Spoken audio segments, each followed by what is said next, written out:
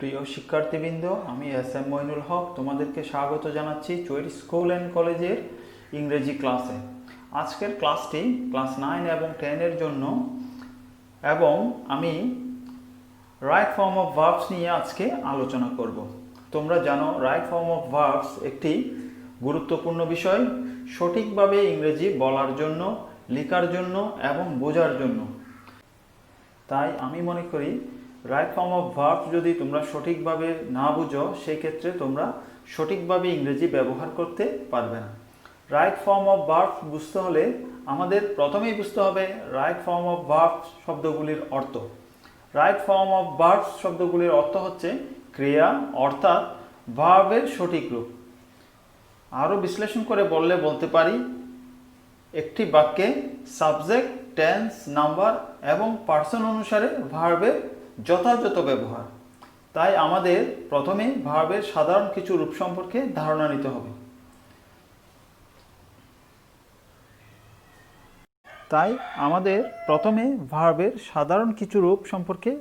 নিতে হবে। চলো আমরা প্রথমেই ভার্বের রূপগুলি দেখি। ইংরেজিতে আমরা সাধারণত 6 ধরনের ভার্বের রূপ দেখতে পাই। আমরা একে একে এই 6টি ধরন বিশ্লেষণ করব। এজন্য আমরা দুটো ভার্বকে বিবেচনায় নিয়েছি। আমরা দেখব প্রথমে প্রেজেন্ট ফর্ম অথবা বেস ফর্ম, যেটাকে আমরা মাঝে মাঝে B1 হিসেবেও বলে থাকি বোঝার সুবিধার্থে। আমরা এখানে পাই গো এবং রাইট। পাস্ট ফর্মে গেলে আমরা দেখতে পাই ওয়েন্ট, রোড, এটাকে আমরা B2 হিসেবে বলতে পারি। পাস্ট পার্টিসিপল ফর্ম, যেটাকে আমরা B3 হিসেবে বলতে পারি, এখানে আমরা পাই গন, রিটেন। তারপরে আমরা দেখব ভার্বের আর 3টি রূপ, জেরান্ড এবং প্রেজেন্ট পার্টিসিপল। জেরান্ড এবং প্রেজেন্ট পার্টিসিপল গঠন করতে হলে আমাদের ভার্বের বেস ফর্মের সাথে, অর্থাৎ মূল ফর্মের সাথে আইএনজি যুক্ত করতে হয়। এখানে আমরা পাচ্ছি গোয়িং, রাইটিং। তারপর আসে ইনফিনিটিভ।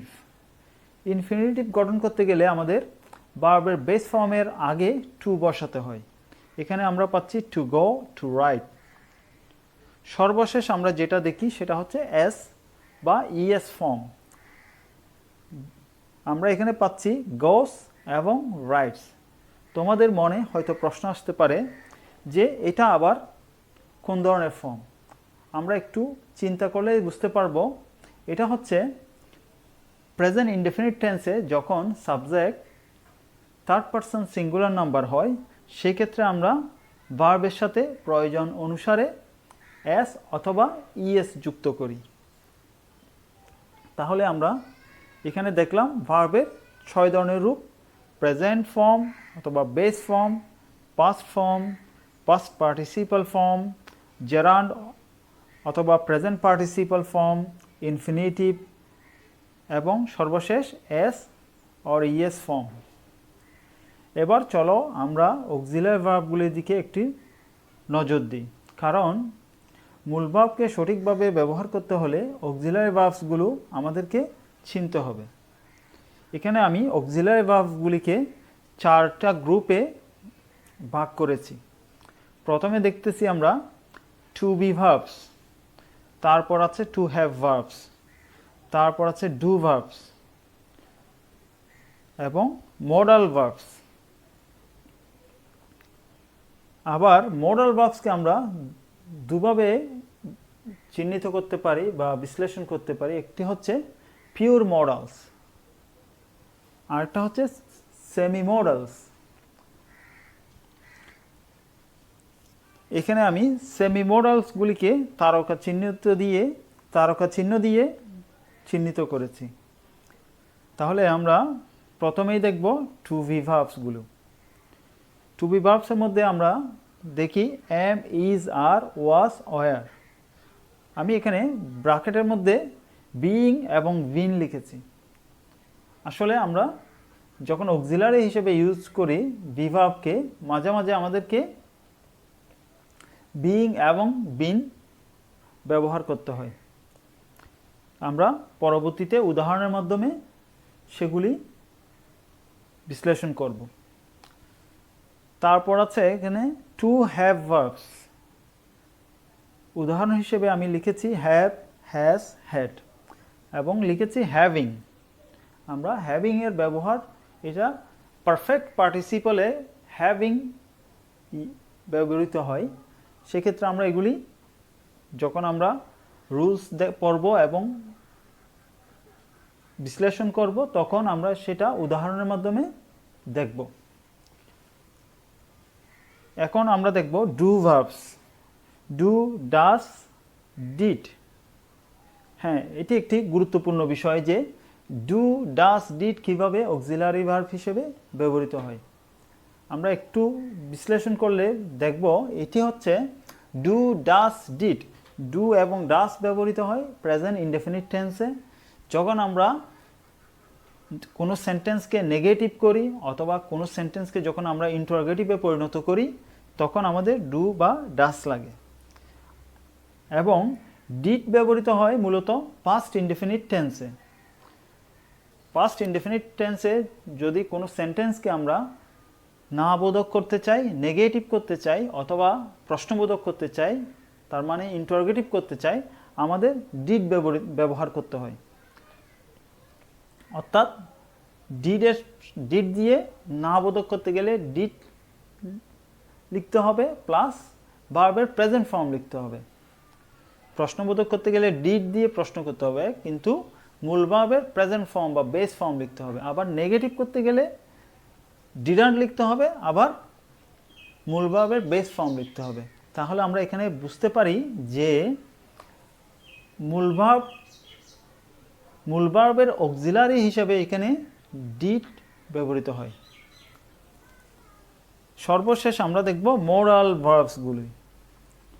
এখানে আমি প্রথমেই লিখেছি মোডাল ভার্বসের উদাহরণ হিসেবে shall, will, should, would, can, could, may, might, must. এবং আমি আলাদা করে লিখেছি need, dare, use to, ought to, had better, am to, is to, are to, was to, were to, have to, has to, had to এবং be going to. তার মানে হচ্ছে be ভার্বের বদলে আমরা এখানে লিখব am going to, is going to, are going to. আমরা মোডাল অক্সিলারি কীভাবে বিশ্লেষণ করব? আমরা অ্যাকচুয়ালি একটা মূল ভার্বের সাথে যখন আমরা এইসব মোডাল অক্সিলারিগুলি ব্যবহার করি তখন আমরা ওই ভাবকে মডিফাই করি মূলত।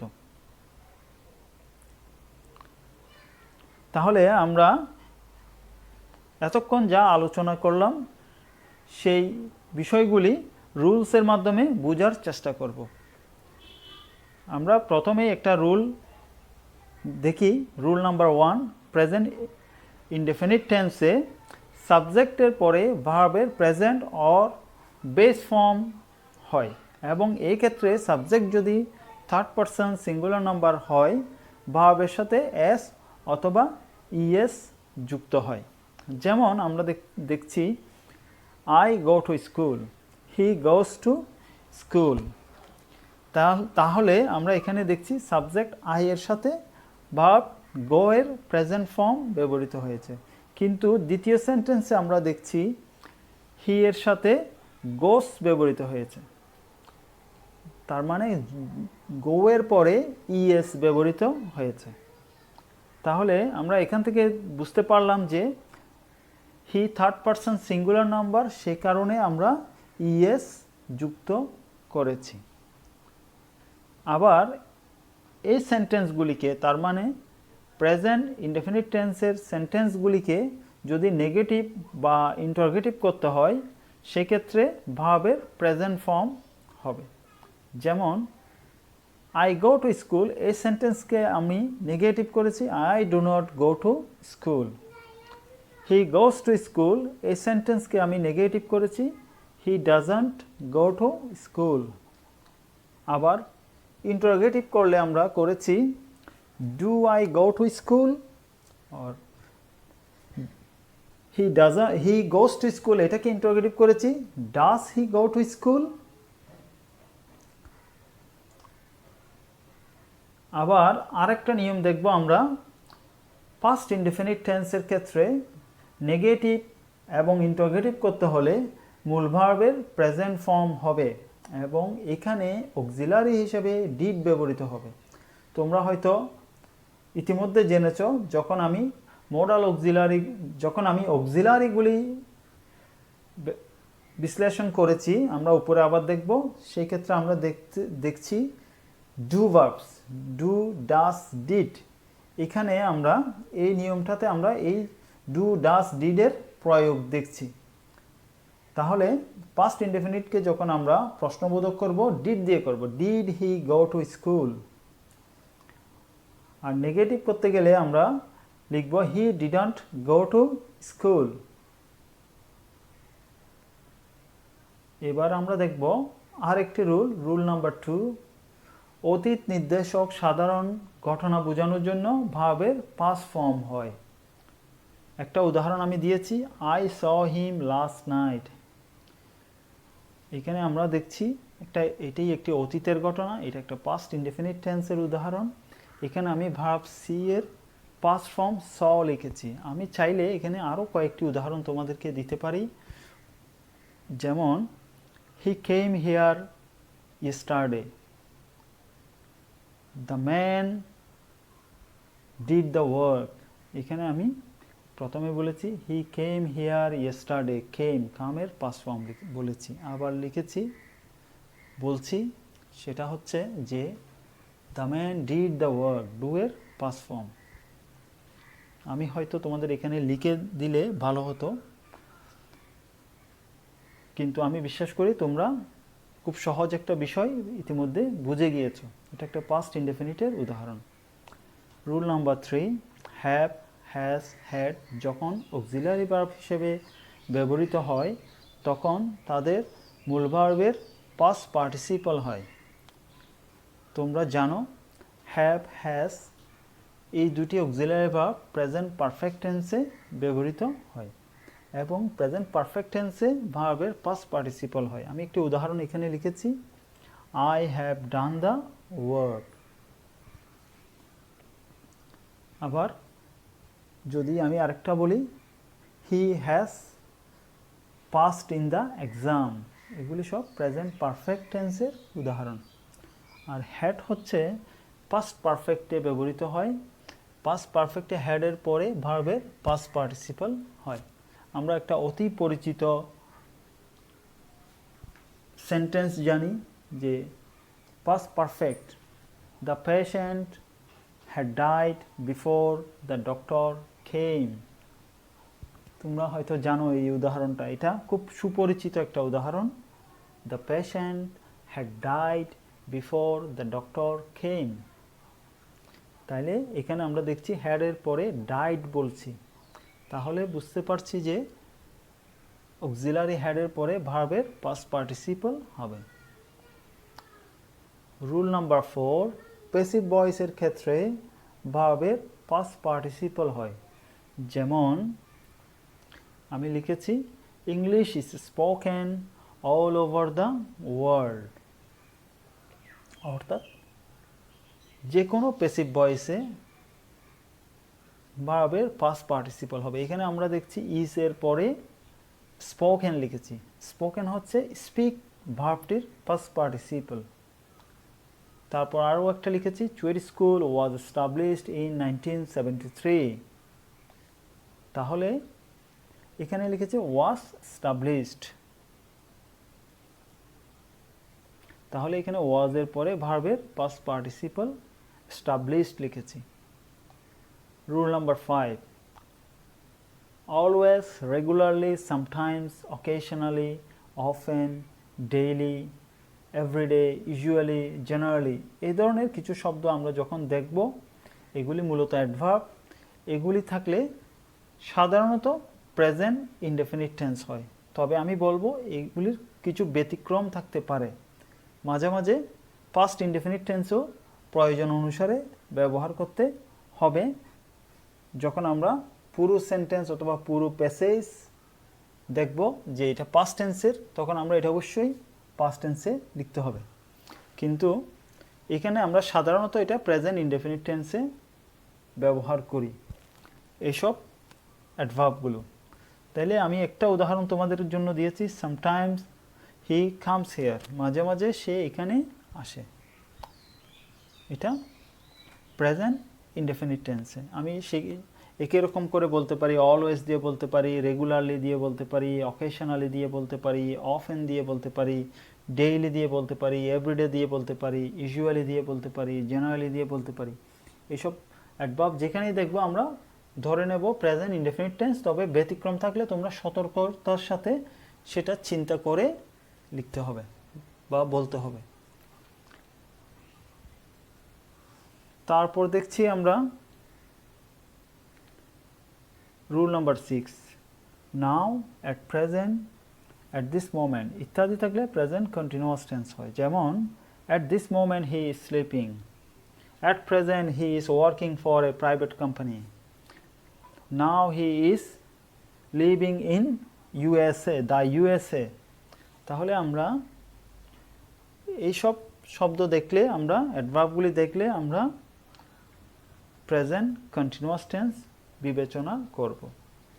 Rule number 7, just, just now, already, yet, ever, never, recently, lately থাকলে প্রেজেন্ট পারফেক্ট টেন্স হয়। এসব শব্দ তোমরা হয়তো নিশ্চয়ই জানো, যে just, just now, already, yet, ever, never, recently, lately, এসব শব্দ দেখলে আমরা প্রেজেন্ট পারফেক্ট টেন্স ধরে নেব। I have seen him recently, আমি তাকে সম্প্রতি দেখেছি। I have never seen such a bad person, আমি কখনো এরকম একজন খারাপ লোক দেখিনি। তাহলে আমরা এখানে দেখছি যে প্রেজেন্ট পারফেক্ট টেন্স ব্যবহৃত হয়েছে। Rule number 8, yesterday, ago, long ago, last, ব্র্যাকেটে লিখেছি আমি নাইট, উইক, মান্থ, এরকম যে কোনো সময় নির্দেশক লাস্ট নাইট হতে পারে, লাস্ট উইক হতে পারে, লাস্ট মান্থ হতে পারে, লাস্ট ইয়ার হতে পারে, লাস্ট ডিকেড হতে পারে, ইভেন লাস্ট সেঞ্চুরি হতে পারে। এরকম থাকলে আমরা ভার্বের পাস্ট ফর্ম হবে। যেমন একটা উদাহরণ আমি যদি দিই তাহলে বলতে পারি যে yesterday he came here, long ago I met with him, last week he came here. Rule number 9, simple সেন্টেন্সে দুটো ভার্ব থাকলে পরবর্তী ভার্ব আইএনজি যুক্ত হবে, তবে উদ্দেশ্য বোঝালে ইনফিনিটিভ হবে। আমরা এখানে দুইটা উদাহরণ দিয়েছি। একটা হচ্ছে আই স হিম স্লিপিং, আমি তাকে ঘুমোতে দেখলাম। এখানে আমি তাকে কী অবস্থায় দেখেছি? ঘুমোতে দেখেছি। তারপর একটা সেন্টেন্স লিখেছি হি ওয়েন্ট টু স্লিপ, সে ঘুমোতে গিয়েছিল। তাহলে আমরা এখানে দুইটা ভার্বের প্রকৃতিটা দু ধরনের দেখছি। একটি হচ্ছে তাকে আমি ঘুমানো অবস্থায় দেখেছি প্রথমটা, দ্বিতীয়টা হচ্ছে যে আমি তাকে, আরেকটাতে বুঝতে পারছি যে হি ওয়েন্ট টু স্লিপ, সে ঘুমোতে গিয়েছিল। এখানে দেখছি যে সে গিয়েছিল কি করতে? ঘুমোতে। তাহলে আমরা দুটা শব্দের ভিন্ন প্রকৃতি দেখে আমরা এখানে সিদ্ধান্ত নিয়েছি প্রথমটাতে আইএনজি হবে, দ্বিতীয়টাতে ইনফিনিটিভ হবে। প্রথমটাতে স্লিপিং হবে, দ্বিতীয়টাতে টু স্লিপ হবে, কারণ দ্বিতীয়টাতে তার উদ্দেশ্য বোঝাচ্ছিল। রুল নাম্বার 10, সব modal auxiliaries shall, will, should, would, can, could, may, might, must এর সাথে ভার্বের প্রেজেন্ট ফর্ম হবে। প্রেজেন্ট ফর্ম বলতে এখানে বেস ফর্মটাই হবে এবং টু বিহীন হবে। তবে প্যাসিভ ভয়েস হলে তখন modal plus B plus V3 হবে। আমরা এখানে একটি উদাহরণ দিয়েছি, I can do the work. এখানে আমি লিখেছি ক্যানের পরে ভার্বের বেস ফর্মটা লিখেছি ডু। তাহলে I can do the work, এই সেন্টেন্সকে যখন আমরা প্যাসিভ করেছি তখন লিখেছি the work can be done by me. এখানে আমরা নিয়মটা করেছি, মডাল ক্যান লিখেছি, আবার বি লিখেছি এবং ডু এর পাস্ট পার্টিসিপাল ডান লিখেছি, অর্থাৎ modal plus B plus V3 লিখেছি।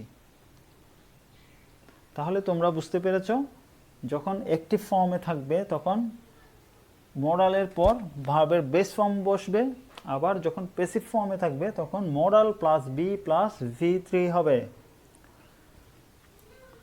Rule number 11, to be, being, been, having been থাকলে ভার্বের পাস্ট পার্টিসিপল হবে।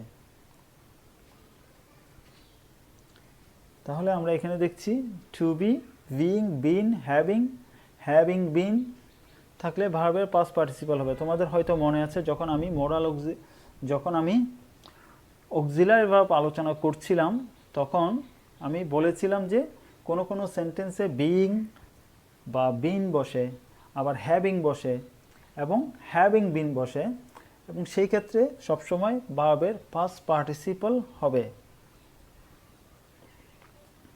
রুল নাম্বার 12, ইনফিনিটিভ গঠনের ক্ষেত্রে টু প্লাস ভার্বের বেস ফর্ম হয়। যে কোনো ইনফিনিটিভ তোমরা জানো, I like to play cricket, এখানে টু প্লে একটি ইনফিনিটিভ, এখানে সবসময় টু এর পরে বেস ফর্ম। এখানে লিখেছি I like to play cricket, তাহলে টু প্লে একটি ইনফিনিটিভ, ওখানে লিখেছি টু প্লাস প্লে ভার্ব, তাহলে সবসময় ইনফিনিটিভ হবে টু প্লাস ভার্বের বেস ফর্ম। কিন্তু